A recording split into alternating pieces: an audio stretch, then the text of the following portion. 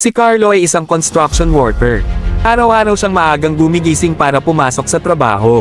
Bago pa sumikat ang araw, nasa kalsada na siya, dala ang baon at mga gamit. Pero nitong mga nakaraang linggo, napansin niyang lagi siyang pagod.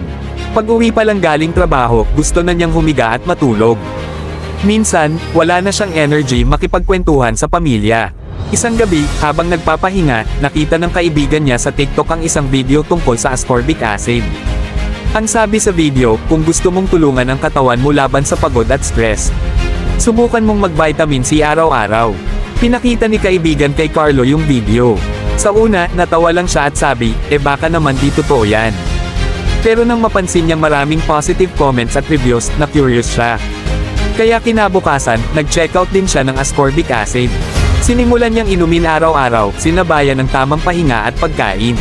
Ilang araw lang ang lumipas, napansin niyang mas magaan na pakiramdam niya. Mas dinado siyang magtrabaho, mas alerto, at hindi na agad nanghihina. Ngayon, siya na mismo ang nagsasabi sa mga kasamahan niya sa site.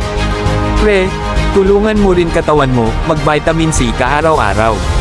Hindi ito instant magic, pero malaking tulong kapag sinamahan ng disiplina, pahinga, at tamang vitamins.